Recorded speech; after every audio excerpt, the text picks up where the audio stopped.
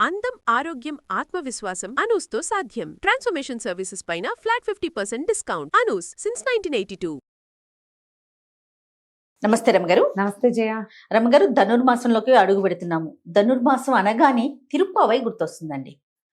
కాకపోతే మనం ఎప్పుడు మాట్లాడుకుంటూ ఉంటాం. ప్రతి సంవత్సరం నేను మిమ్మల్ని తిరుప్పావై చెప్పండి రమగారు అని అడుగుతాను, కార్తీక పురాణం లాగా. జయ, అది అందరం చెప్పేది కాదు, అందరం మాట్లాడేది కాదు అని మీరు చెప్తారు. ప్లస్ ప్రతిరోజు ప్రతి ఇంట్లో కూడా మనం కార్తీక పురాణం విన్నంతగా కూడా కాస్త తక్కువే కదా రమగారు. కానీ ధనుర్మాసంలో ప్రత్యేకించి మనం చేయాల్సిన నియమాలు, పెట్టుకోవాల్సిన పూజా విధానం, ఇలాంటి వాటి గురించి ఒకసారి మాట్లాడుకుందామండి. మార్గశీర్ష మాసం సగమో పావో గడిచాక ధనుర్మాసం మొదలవుతుంది. సాధారణంగా మన నెలలు ఎట్లా నడుస్తాయి? చాంద్రమానంలో నడుస్తాయి. సంకల్పం చెప్పుకునేటప్పుడు కూడా చాంద్రమాన సంవత్సరాల పేర్లే చెప్పుకుంటాం. ఉగాది వస్తే చాంద్రమానంలో ఏడాది మారుతుంది. చంద్రుడి నడకతోటి మన కథ నడుస్తూ ఉంటుంది. అయితే మన కథలో మనతో పాటే ఉండే సూర్యుడు ఆయన నడక ఆయన నడుచుకుంటూ ఉంటాడు. ఓకే. చంద్రుడు ఏ నక్షత్రంతో కూడి ఉంటాడో పౌర్ణమి నాడు ఆ నక్షత్రపు పేరుని ఆ మాసానికి ఇస్తారు. మృగశీర్ష నక్షత్రంతో కలిసి ఉంటాడు కాబట్టి ఇది మార్గశీర్షం మాసం అన్నమాట. ఇట్లా ప్రతి మాసానికి చంద్రుడు తార కలిసి ఉన్న దాన్ని బట్టి మాసాలకి పేర్లు వస్తాయి. చంద్రుడి నడక ఉంది, సూర్యుడి నడక కూడా ఉంది కదా. ఈ చంద్రుడి నడకతోటి మన మాసాలు, తిథులు, తిథివార నక్షత్ర గణనం మొత్తం చంద్రుడి వెనకాల పడితే మనం సూర్యుడి వెనకాల పడేది కూడా ఇంకొకటి ఉంది. అదేమిటి? ప్రయాణం. సూర్యుడి నడక ఉత్తరాయణ, దక్షిణాయనాలు, రెండు అయనాలుగా అంటే రెండు నడకలుగా సూర్యుడి నడకని విభజించారు. ఇది సంవత్సరంలో 6 నెలలు ఉత్తరాయణం, 6 నెలలు దక్షిణాయనంగా కనపడుతుంది. మరి ఇప్పుడు చంద్రుడు నడుస్తున్నాడు. సూర్యుడు ఎప్పుడు నడుస్తాడంటే అంటే చంద్రుడి నడక ఎట్లా ప్రారంభం అవుతుంది? అమావాస్య వెళ్ళగానే పౌర్ణమి మాసాలంటే మనవి శుక్లపక్షం మొదలై పాడ్యమి, విద్య, తదియ, సవితి, పంచమి, షష్ఠి, సప్తమి వరుసగా 14 రోజులు వెళ్ళాక పౌర్ణమి వచ్చి అక్కడి నుంచి 14 రోజులు మళ్ళీ కిందకి దిగి అమావాస్య వచ్చి ఇట్లా చంద్రుడి నెల నడుస్తూ ఉంటుంది. సూర్యుడి నెల ఎలా మారుతాడు? ఆయన ఈ 12 నెలల్లోనూ 12 గ్రహాల్లోకి సంక్రమణం చెందుతాడు. ఓకే. సూర్యుడు గ్రహరాశిని ఈ గ్రహం నుంచి 2వ గ్రహంలోకి మారటాన్ని సంక్రమణము అంటారు. చంద్రుడిది మామూలు నడక. అవును అవును. సూర్యుడిది ప్రత్యేక నడక. ఈ ప్రత్యేక నడక వల్ల ఏమవుతుంది? ప్రతి మాసంలోనూ కొంత సమయం గడిచిపోయాక, చంద్రుడి నడక గడిచిపోయాక సూర్యుడికి నడక గతి మార్చుకుంటూ వెళ్తాడు. మొత్తం 12 రాసులు, 12 రాసులు కదా మనకి, 12 నెలలు. ఇంగ్లీష్ పైన తెలుగు పైన 12గా మాసాలు. కొంచెం రోజులు హెచ్చు తగ్గు అవుతాయి. ఈ నెలలో ఏమవుతుంది? నెల మధ్యలోకి వచ్చేసరికల్లా అటు ఇటుగా సూర్యుడు ఏం చేస్తాడు? 2వ గ్రహ స్థితిలోకి 2వ గ్రహంలోకి మారతాడు. మారేసరికల్లా దీన్ని సంక్రమణంగా చెప్తూ, ఈ సంక్రమణంలో కూడా కొన్ని ప్రత్యేక విధులు నిర్వహించేవాళ్ళు పూర్వకాలంలో. ఇప్పుడు మనం అమావాస్య, పౌర్ణమి విధులే సగపడి మానేసాం. ఈ సంక్రమణాల్లో తప్పకుండా నదీ స్నానము, తర్వాత దేవాలయ దర్శనము, పితరులకి నీరు వదిలిపెట్టటము, తర్పణాలు విడవటము అనేది ఒక నియమంగా చేసేవాళ్ళు.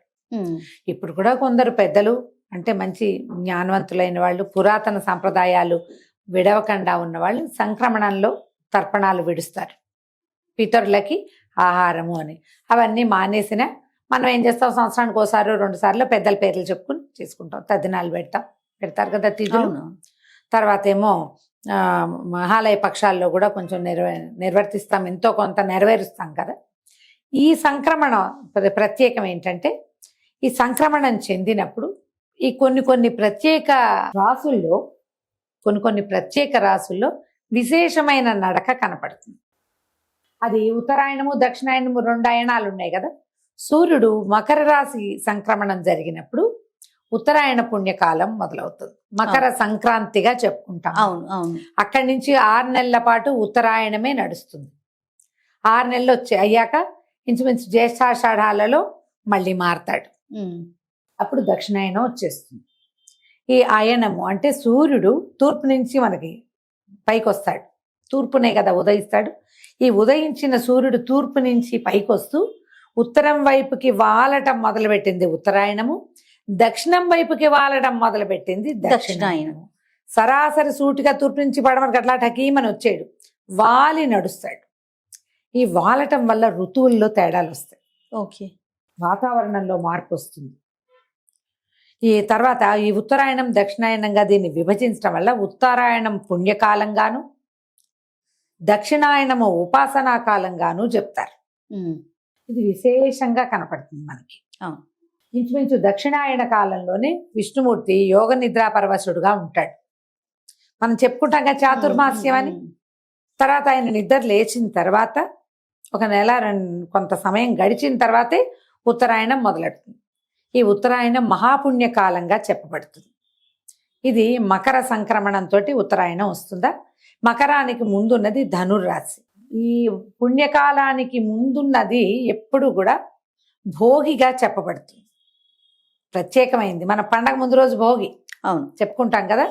ఈ ఉత్తరాయణ పుణ్యకాలానికి ముందున్న నెల అయినటువంటి ఈ ధనుర్మాసము విశేషమైన పుణ్యకాలంగా చెప్పబడుతుంది. దీన్ని ఏం చేస్తారు, ధను సంక్రమణం చెందుతాడు, ధనురాశిలోకి ప్రవేశిస్తాడు. ఈ ధను సంక్రమణం చెందటాన్ని మన వాళ్ళు నెలగంటు పెట్టడం, నెలపట్టు పట్టడం అని చెప్తారు. అవును, ఈ రోజుల్లో సాధారణంగా ఏ పుణ్యకార్యాలు చేయరు, కొత్త వస్తువులు కొనుక్కోటాలు అవి చెయ్యరు, పెళ్లిళ్ళు వ్యవహారాలు పెళ్లి మాటలు శుభకార్యాలు ఏవి ఉండవు. చిన్న చిన్నగా పెళ్లి మాటలు పెళ్లి చూపులు లాంటివి కూడా చేయరు. నెలగంటు పెట్టాక కొత్త వస్తువులు కొనుక్కోవటం, కొత్త కార్లు కొనుక్కోవటం కూడా చేయరు. ఉత్తరాయణానికి పీడకాలంగా చెప్పబడుతుంది ధను సంక్రమణం. అయితే ఈ మార్గశీర్షం సగము, ఒక్కోసారి పావు కూడా అవ్వచ్చు, చివరి రోజులు కూడా అవుతూ ఉండొచ్చు. పుష్యమాసం మామూలుగా శూన్యమాసం. అవును, పుష్యం శూన్యం అనే చెప్పుకుంటాం. దాంతో ఈ నెలగంట పెట్టాం. దానివల్ల ఇక్కడ ఏ శుభకార్యాలు జరగకపోయినా విశేషంగా దైవారాధన జరుగుతుంది. ఈ దైవారాధన పండిత పామరులందరూ చేసుకునే రకంది. ఎవరో కొంతమందే చేసుకునేది ఒక విధానం అయితే అందరూ చేసుకునేది రెండో విధానం. ఈ రెండు విధానాల్లో ఒకటి విశేషించి ఏం చెప్తారంటే, వైష్ణవ ఆరాధనా క్రమంలో ప్రత్యేకమైన మాసంగా ఈ ధనుస్సుని చెప్తారు. మార్గళి అంటారు. ఈ మార్గళిలో ఏంటంటే విష్ణుమూర్తిని నిద్రలేపటం, తర్వాత ఆయన్ని పెండ్లి కుమారుణ్ణి చేయటం. ఈ నెల రోజులు స్వామిని మేల్కొల్పు చేస్తూ ఉండటమే ఇక్కడ విశేషంగా కనపడుతుంది. మంచి చలికాలం, ప్రపంచమంతా మంచు దుప్పటి కప్పుకుని ఉంటుంది. ఆ దుప్పటి తెరిచి విష్ణువుని నిద్రలేపుతారు. ఆ నిద్రలేపే పూజా విధానమే ఇన్ని రోజులు కనపడుతుంది. ఈ పూజా విధానం తొలుత ఎవరు చేశారంటే గోదాదేవి చేసిందని చెప్తారు. ఆమె 30 రోజులు రోజుకొక్క పాట పాడి విష్ణుమూర్తిని, ఆయన రంగనాథుడిని నిద్రలేపి చివరి రోజున ఆయన్ని వివాహం చేసుకుని ఆయనలోనే ఐక్యమైపోయింది. ఈ 30 రోజులు ప్రత్యేకంగా వైష్ణవులు తిరువారాధన క్రమంలో ఈ మార్గళి అమ్మవారు చెప్పినటువంటి, గోదాదేవి చెప్పినటువంటి 30 పాసురాలని రోజుకొక్కొక్క పాసురం చొప్పున పాడుకుంటూ ఆమెను తలుచుకుని ఆమె ఆచరించిన తెల్లవారుజామున పూజా విధానాన్ని చేసుకుంటారు. విష్ణు ఆలయాలన్నీ హడావిడిగా హైరానగా ఉంటాయి. ఇప్పుడు మనం ఏం చేయాలి, వాళ్ళకి వచ్చు ఈ ద్రవిడ భాషలో ఉన్నటువంటి పాసురాలు తిరుప్పావైని చదువుకుంటారు. పావై అంటే పాట, తిరుప్పావై అంటే శ్రీగీతం, పవిత్రమైన పాట.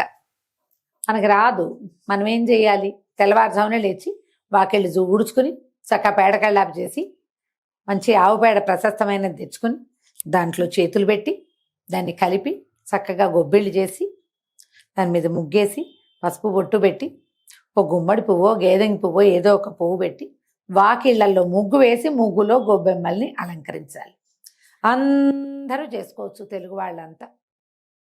మా ఇంట్లో లేదండి మేము చేసుకోవచ్చా, మీ ఇంట్లో ఉన్నా ఉండకపోయినా చేసుకోవటమే.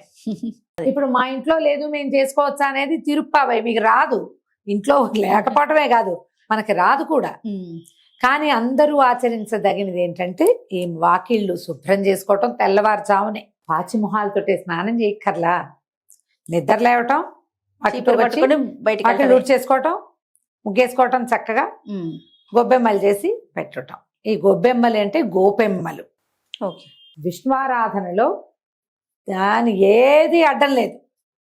ఆఖరికి ఈ గొబ్బి కూడా విష్ణువారాధనే. గోపేడతో చేసిన గొబ్బెమ్మ కూడా విష్ణువారాధన. అంతే. ఇక చక్కగా ఇది చేసుకుంటాం.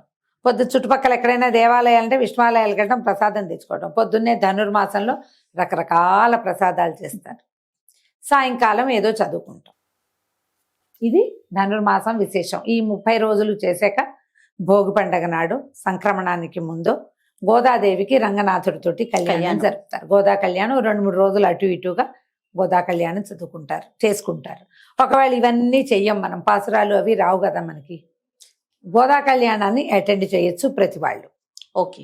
ఈ 30 రోజులు వాకిట్టు ముగ్గేసుకుని దీపం ఇది పెట్టుకోవడం, గొబ్బిళ్ళు పెట్టుకోవడం, తర్వాత మామూలు మన జీవన విధానం ఎలా ఉందో అలా వెళ్ళిపోవచ్చు. ఈ రోజుల్లో చేసే దానం చాలా విశేషమైంది. ధాన్యం, ఆహార పదార్థాలు, ప్రధానంగా వండిన పదార్థం కంటే వండుకోవలసిన పదార్థం దానం చేయటం ఎక్కువ విశేషం. ఒకటి వెచ్చటి బట్టలు దానం చేయటం, రెండోది. ఈ 2 ముఖ్యమైన దానాలుగా చెప్పబడతాయి. ఎవరికి ఏ అవకాశం ఉంటే అది చేసుకుని దాన్నే భగవత్ సేవగా భావించి చేసుకోవటమే. కుదిరితే దేవాలయ దర్శనం, అంతే కదా. అయితే ఈ 30 రోజులు అయ్యేసరికల్లా మనకి సంక్రాంతి పండుగ వచ్చేస్తుంది. అవునండి. అది చూడు, ఎప్పుడు ధను సంక్రమణ ఎప్పుడు వస్తుంది? డిసెంబర్ 15-16 తారీఖుల్లోనే వస్తుంది. సంక్రాంతి పండగ 13, 14, 15 అంతే. ఎందుకు అట్లా వస్తుంది? మనకి చంద్రుడితోటి వచ్చే పండగల ముందుకి వెనక్కి అయిపోతాయి. అవును. ఇవి ఎట్లా వచ్చినాయి? ఇది సంక్రమణం వల్ల ఖచ్చితంగా నెల మధ్యలో అవుతుంది అది. అవును. కాబట్టి ఈ లెక్క ఇంతే. ఈ లెక్క ప్రకారం చక్కగా ధనుర్మాసాన్ని సుసంపన్నం చేసుకోండి. చేయగలిగినంత విష్ణువారాధన చేయండి. తప్పకుండా. నారాయణ సేవ కుదరకపోతే నరసేవ అయినా చేయండి. అద్భుతమైన మాట ఇది. అదైనా చేసుకున్నా కూడా మంచిది. ఏదో స్వెటర్లు కొనుక్కున్నాం, ఇంకో 2 స్వెటర్లు కొని ఎవరికైనా ఇవ్వండి, తలకు కట్టుకునేవ్వండి, మంకీ క్యాపులు కొని పెట్టండి అందరికి. ఏ సాక్సో మేజోళ్ళలో సాక్సులు చేతులకు వేసుకునేవో కొనిపెట్టండి. దారిలో పిల్లలు కనపడతారు, పాపం స్వెట్టర్లు లేవు, చలికి వణుకుతుంటారు, వాళ్ళకి ఏమైనా ఇవ్వండి. వేడి కలిగించే పదార్థాలు దానం చేయటం, నువ్వులు లాంటివి కూడా, అవన్నీ కూడా మంచిది. ఎవరికి ఏ అవకాశం ఉంటే అది చేసుకోవచ్చు. తప్పకుండా రమ్మగారు. నమస్తే. నమస్తే జయ.